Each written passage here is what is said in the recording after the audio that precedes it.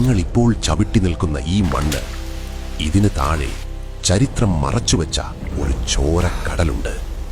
ഒരു സാമ്രാജ്യം രക്ഷിക്കാൻ സ്വയം ബലിയായവരുടെ ചോര. ചരിത്രം എപ്പോഴും വിജയികളുടെ പക്ഷത്താണ് എന്ന് പറയാറുണ്ട്. പക്ഷേ ചിലപ്പോ ചരിത്രം തിരുത്തി കുറിക്കാൻ വിജയം മാത്രം പോരാതെ വരും. അതിന് മരണം ആവശ്യമാണ്. സ്വന്തം പ്രാണൻ നൽകി ഒരു സാമ്രാജ്യത്തെ രക്ഷിച്ച മനുഷ്യരെക്കുറിച്ച് നിങ്ങൾ കേട്ടിട്ടുണ്ടോ? അവർ മനുഷ്യരായിരുന്നില്ല, അവർ ചാവേറുകളായിരുന്നു.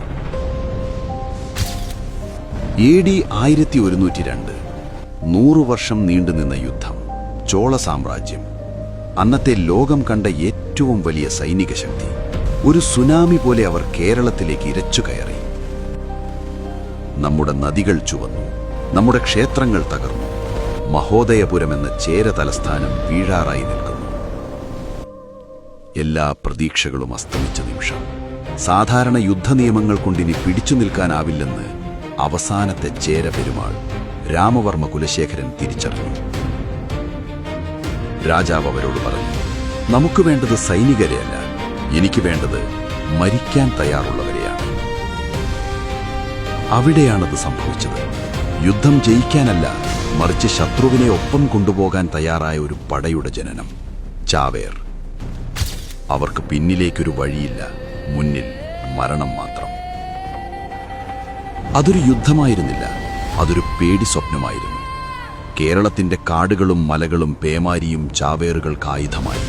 ചോള സൈനികർക്ക് ശത്രുവിനെ കാണാൻ കഴിഞ്ഞില്ല. നിഴലുകൾ അവരെ വെട്ടിവീഴ്ത്തി. മരിക്കാൻ ഭയമില്ലാത്തവനെ തോൽപ്പിക്കാൻ ഒരായുധത്തിനും കഴിയില്ലെന്ന് ചോളന്മാർ തിരിച്ചറിഞ്ഞു. ലോകത്തെ വിറപ്പിച്ച ചോളപ്പട കേരളത്തിന്റെ മണ്ണിൽ നിന്നും ജീവനും കൊണ്ട് ഓടി രക്ഷപ്പെട്ടു.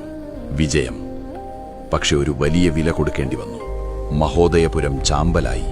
ചേര സാമ്രാജ്യം അവസാനിച്ചു. പക്ഷെ ആ ചാരത്തിൽ നിന്ന് രാമവർമ്മ കുലശേഖരൻ പുതിയതൊന്നിന് വിത്തുപാകി. അദ്ദേഹം കൊല്ലത്തേക്ക് നടന്നു നീങ്ങി. വേണാടെന്ന പുതിയ ശക്തി അവിടെ ഉദയം ചെയ്തു. അന്ന് 1102 ആ ചാവേറുകൾ പെരുമാളിന് രക്ഷപ്പെടാൻ വഴിയൊരുക്കിയില്ലായിരുന്നെങ്കിൽ, ആ തീയിൽ നിന്ന് രക്ഷപ്പെട്ട പെരുമാൾ തെക്കോട്ട് നടന്ന് വേണാടിന് ജന്മം നൽകിയില്ലായിരുന്നെങ്കിൽ ഇന്നത്തെ കേരളം ഉണ്ടാകുമായിരുന്നില്ല. ചില അവസാനങ്ങൾ വരാനിരിക്കുന്ന വലിയ ഉദയങ്ങളുടെ തുടക്കമാണ്. ഇത് മായാകാഴ്ചകൾ.